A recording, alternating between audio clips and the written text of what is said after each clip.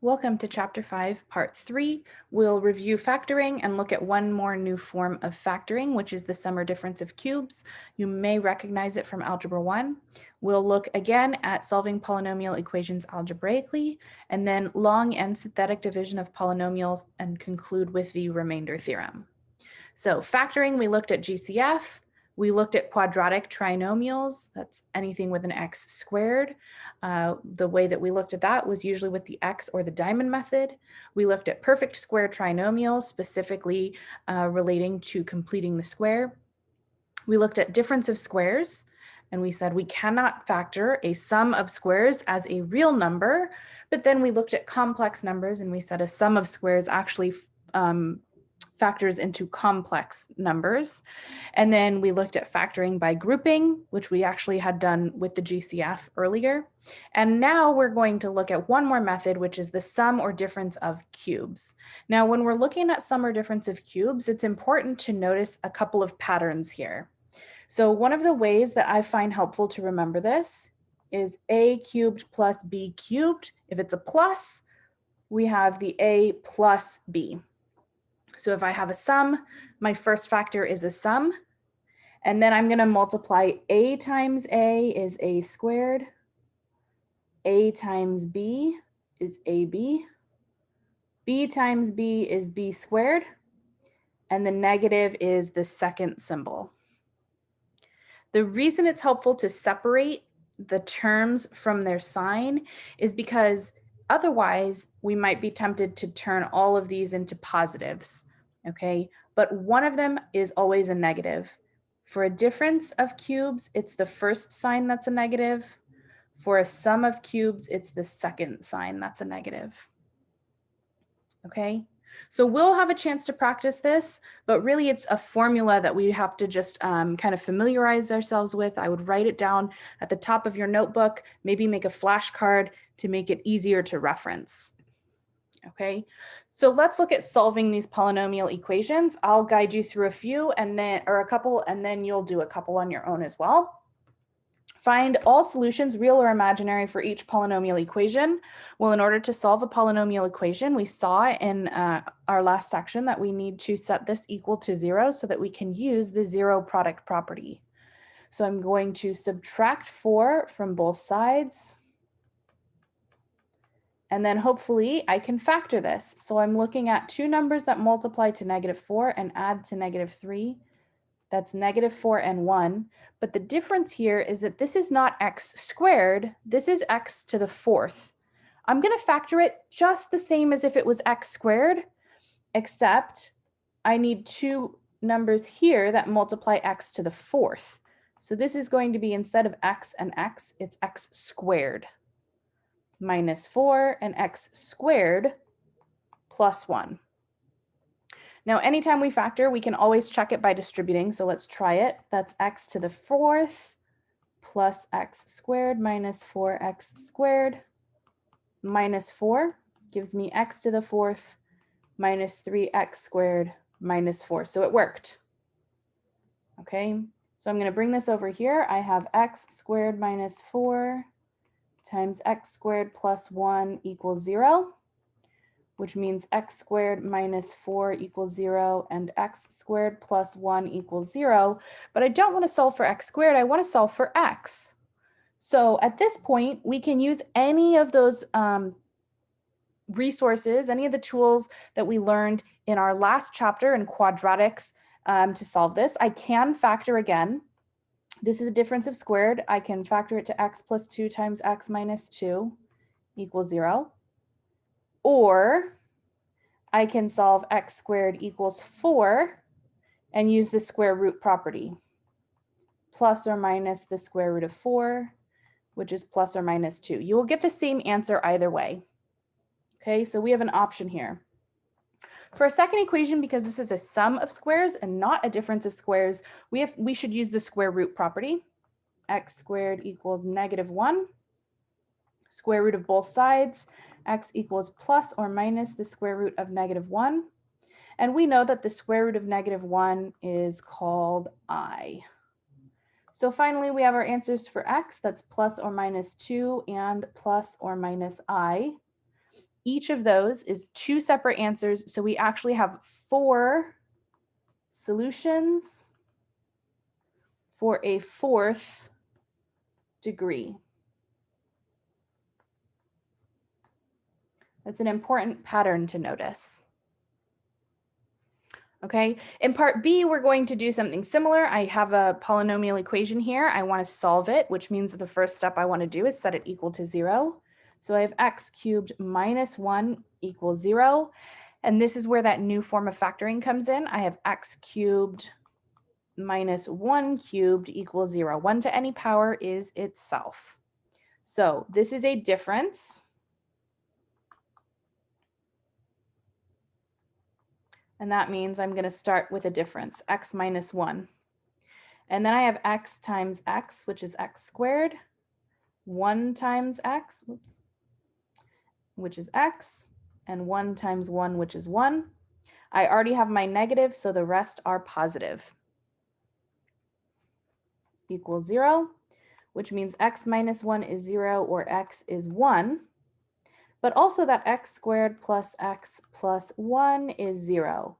Now that doesn't factor anymore. Anytime we have a difference of cubes, the second factor will not factor any further unless there's a greatest common factor.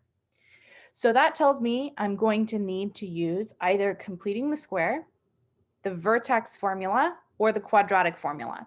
I think most of us prefer the quadratic formula, so I will go ahead and use that. We know that a is 1, b is 1, c is 1.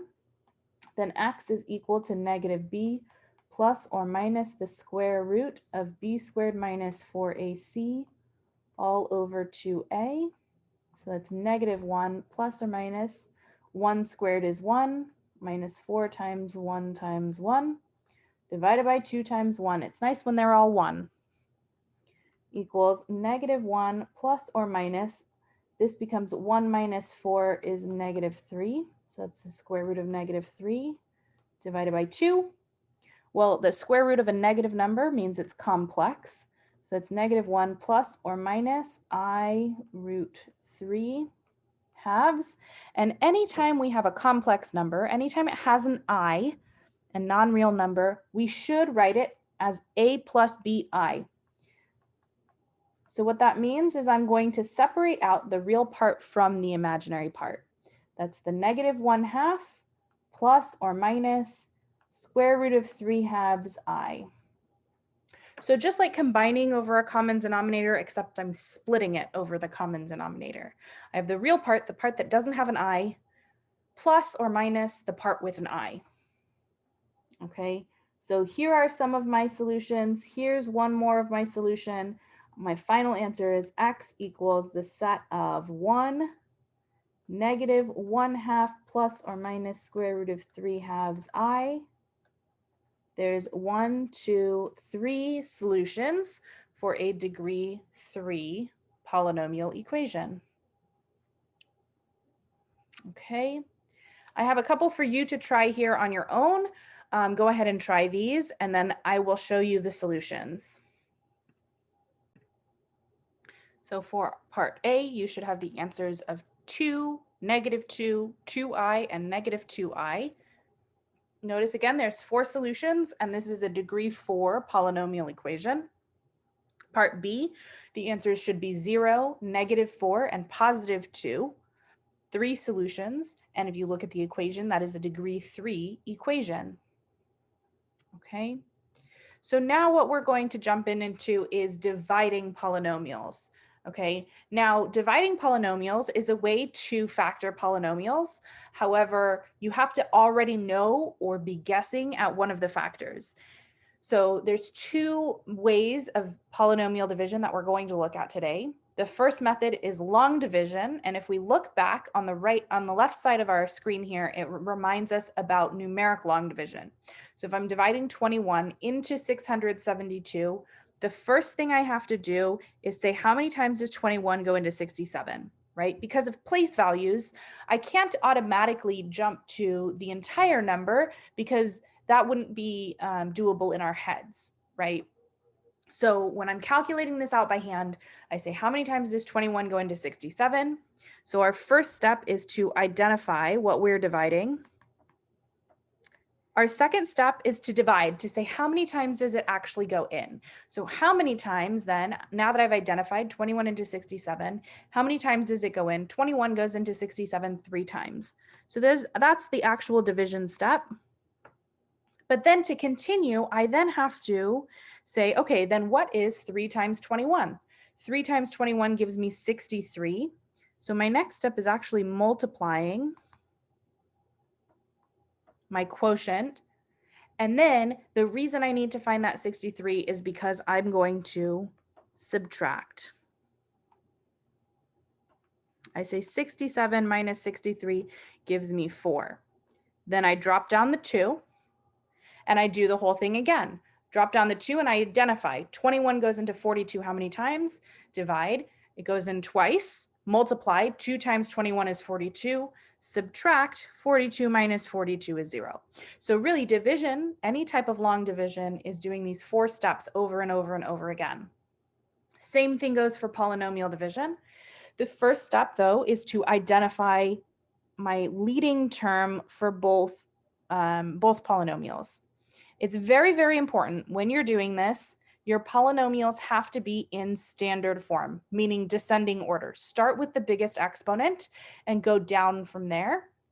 And you have to put in a 0 anytime you skip a place value. So what do I mean by that? If I have the polynomial 5x to the 4th plus x minus 4x squared plus 10, to put this in standard form, I would look for the biggest exponent is 4. The next biggest exponent is 2. Then the next one is 1. And then the final one has no x, right? So this would be standard form. But now we have to take that one step further. And because my exponent skips 4, 2, 1, 0, it skips 3. When we're doing division, we want to put a plus 0 x cubed minus 4x squared plus x plus 10. This is just an example, okay? I'm going to erase it in a second. Not related to the polynomial that we're going to divide, but this is an example of when we would need to use a placeholder. Okay, so when we're dividing polynomials, always write them in standard form with placeholders. If your exponents skip, you need to put a 0 for that placeholder so that when we divide, we'll be able to line up all of our exponents. Okay, just like putting in placeholders if you're dividing with a decimal. If this kept going, you would keep putting zeros for your decimal value. It's the same idea. We're holding that place value. Okay, let me clear this part off. So identify leading term is 2x and 6x squared. And then how many times does 2x go into 6x squared? Well, 2 goes into 6 3 times. X goes into x squared x times. So really what we're asking ourselves is what do we have to multiply 2x by to get 6x squared? 2x times 3x gives me 6x squared. This is where we perform that multiplication. So I say 2x plus 1 times 3x equals 6x squared plus 3x. That goes here, 6x squared plus 3x. And that whole thing gets subtracted. Now, to make sure I'm not missing any negatives, what I like to do is distribute that negative. So it becomes positive and everything inside of it switches signs. So I'm distributing a -1. That way I can say 6x squared minus 6x squared is 0. 7x minus 3x is 4x. Subtraction. Bring down my plus 2. And then I start again. So then I say, how many times does 2x go into 4x? I have to multiply 2x by 2 to get 4x. So I say 2x plus 1 times 2 equals 4x plus 2. 4x plus 2. Subtract. I'm going to distribute my -1. 4x minus 4x is 0. 2 minus 2 is 0. And so this gives me a remainder of 0. So what information did I get if I said this was useful for factoring polynomials? Well, I found out that 6x squared plus 7x plus 2 divided by 2x plus 1 equals 3x plus 2 with no remainder, which means if I multiply both sides by 2x plus 1, 6x squared plus 7x plus 2 equals 3x plus 2 times 2x plus 1.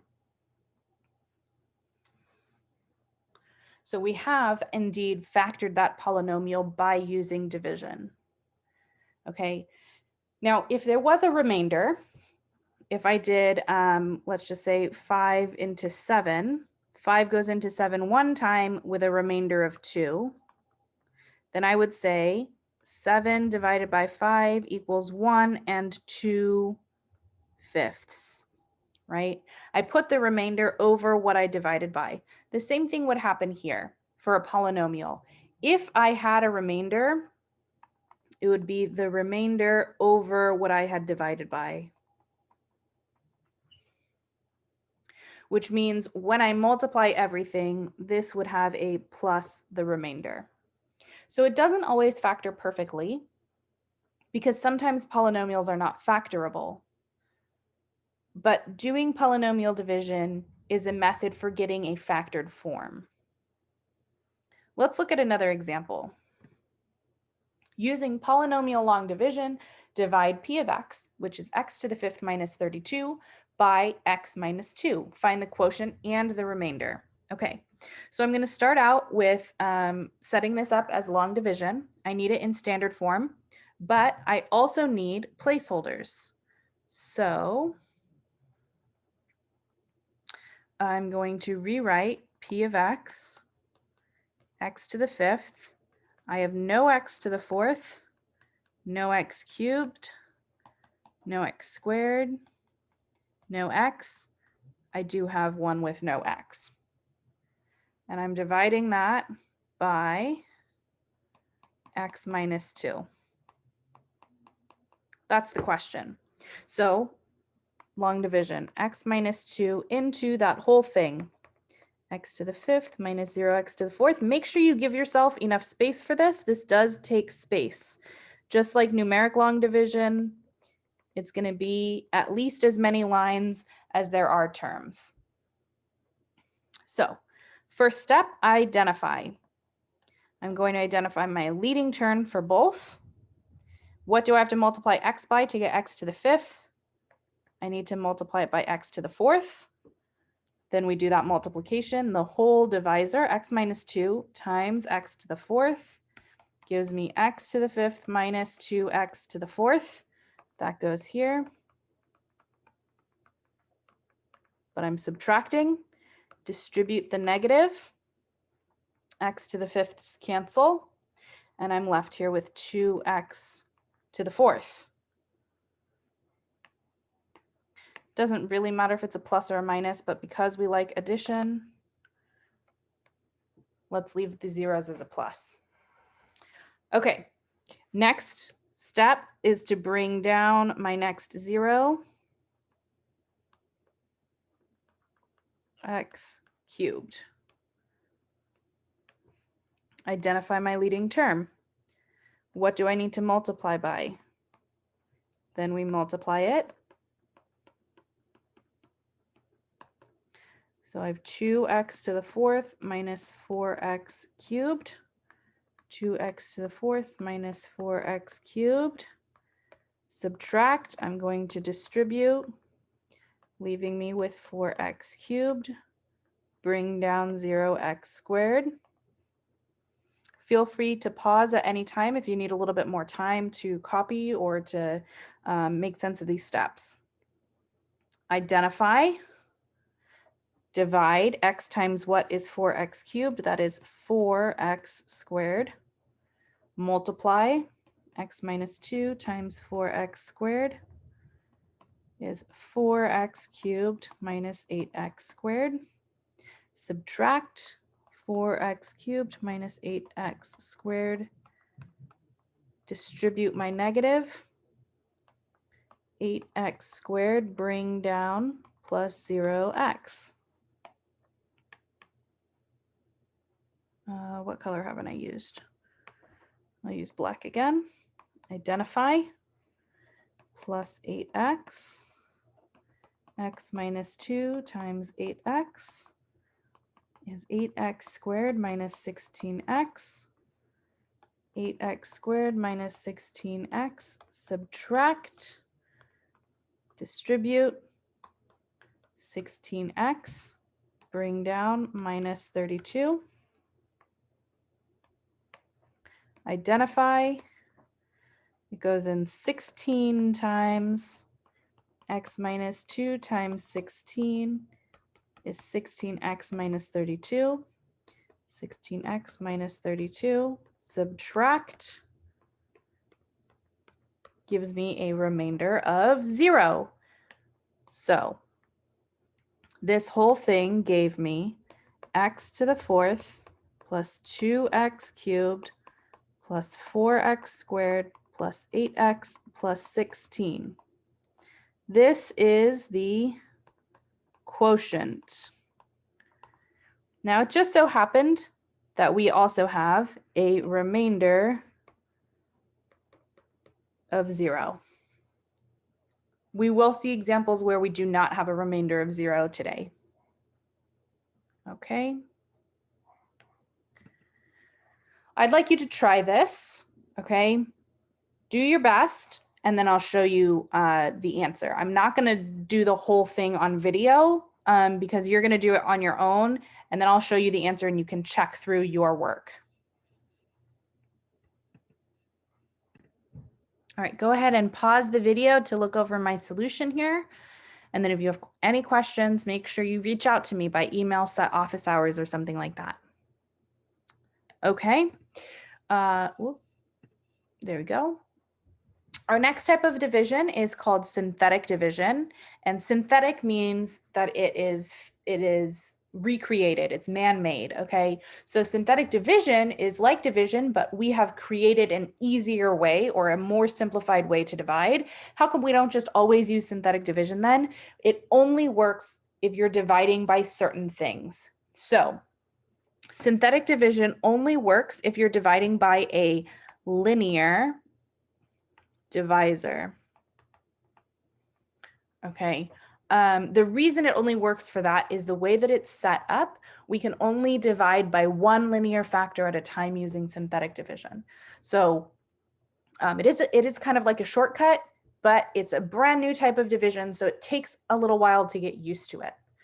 Okay. The first step for synthetic division is going to be taking that denominator, the linear divisor. If I were to write this as a fraction, it'd be x cubed minus 14x squared plus 51x minus 54 divided by x plus 2.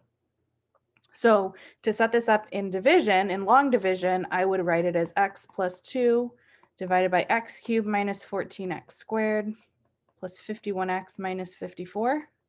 It doesn't need any placeholders, so I still don't need any placeholders for division. And just like long division, I would also need those placeholders for synthetic division, but I don't in this case.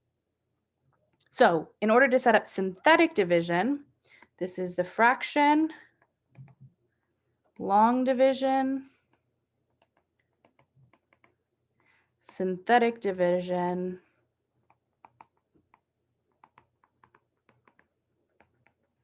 I'm going to take that x plus 2, set it equal to 0, x equals negative 2. So I'm putting negative 2 in a little box, and then leaving 1 row's worth of space, I'm going to put a line. A long horizontal line.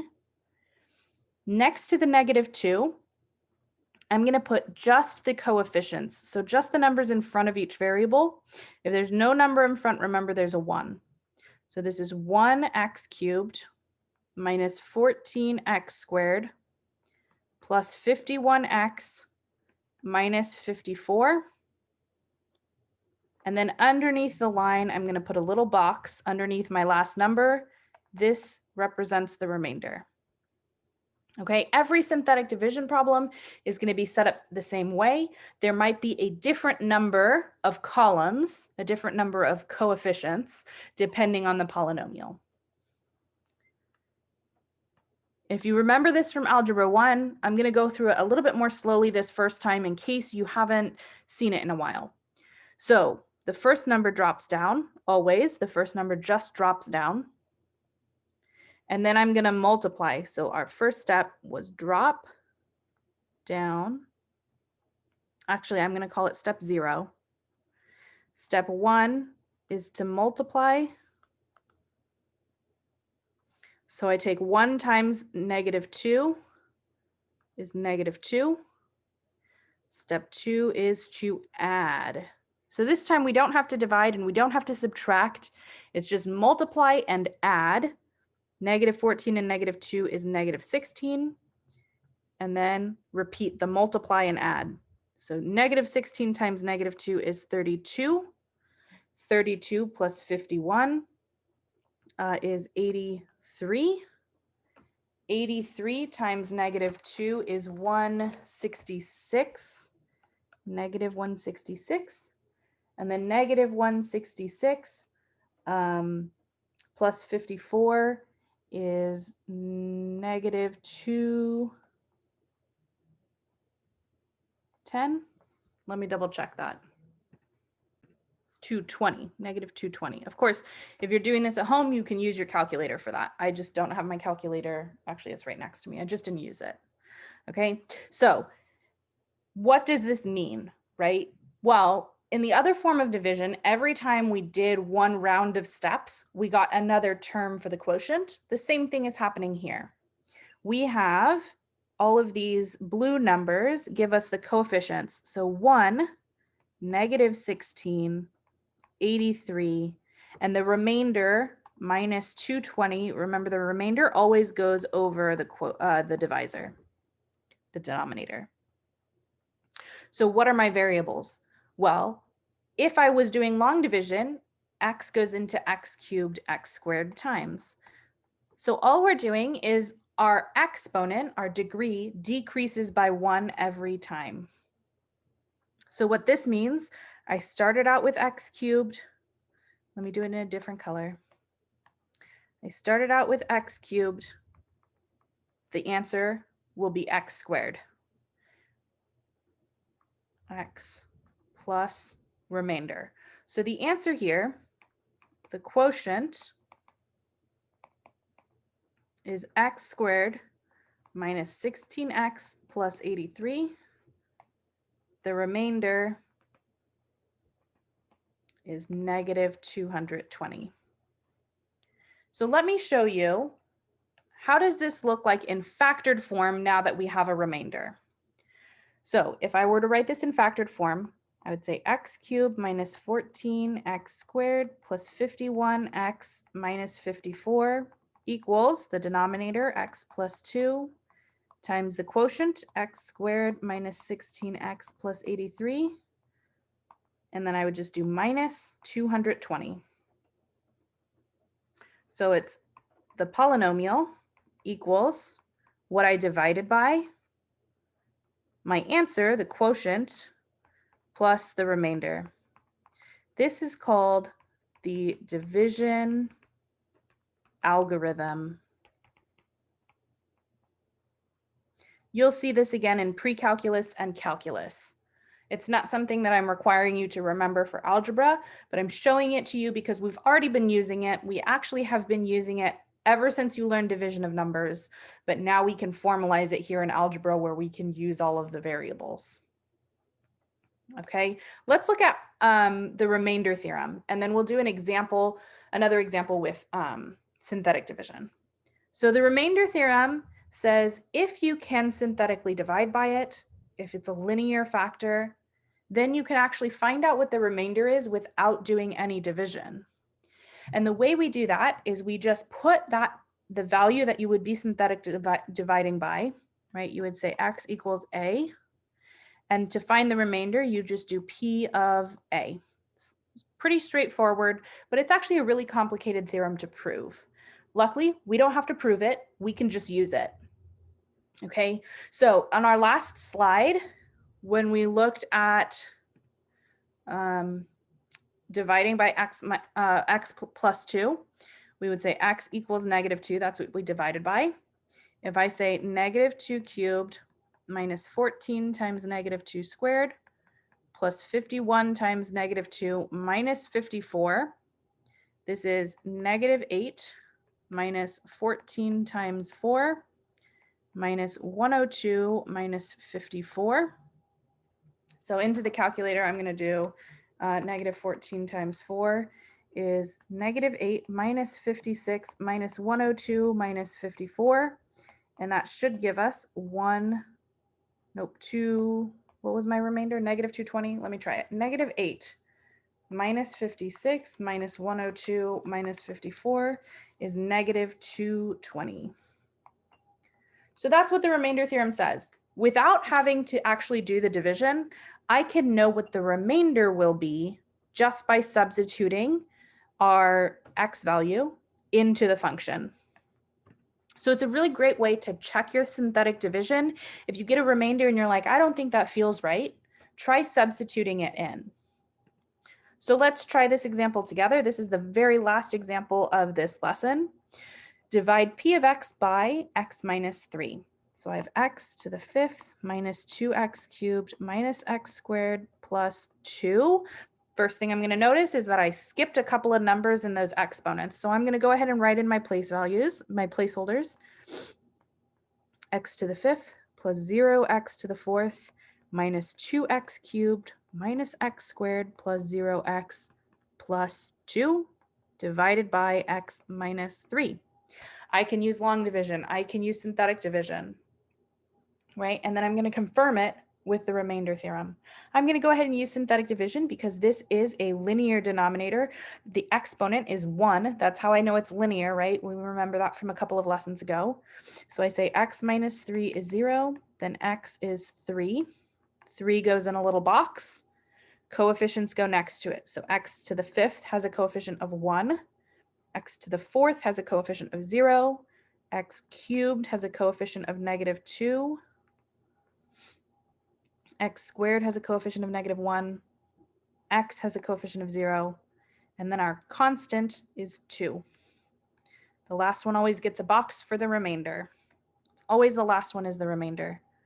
And then we go into our algorithm. Drop the 1 times 3. Add it down times 3. Add it down times 3. Add it down times 3. Add it down times 3. Add it down. Okay, so the answer that we get, this was x to the 5th, so this is x to the 4th. So we have x to the 4th plus 3x to the 3rd plus 7x squared plus 20x plus 60 plus our remainder of 182. Let me try drawing that a better. Remainder of 182 divided by x minus 3. This is the quotient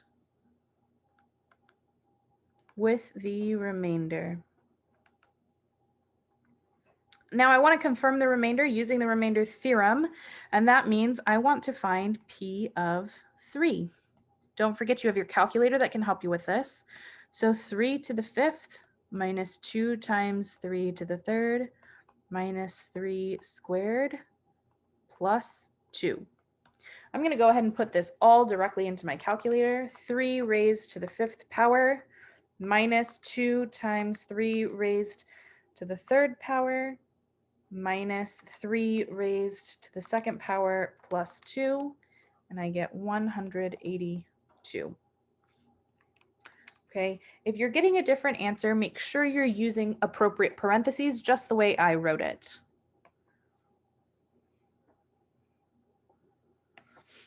Okay, the rest of your homework is just to try these 6 problems. Make sure that you write neatly and numbered and upload it to Blackbaud. If you have any trouble uploading it, make sure to reach out to me by email, and I will see you next class.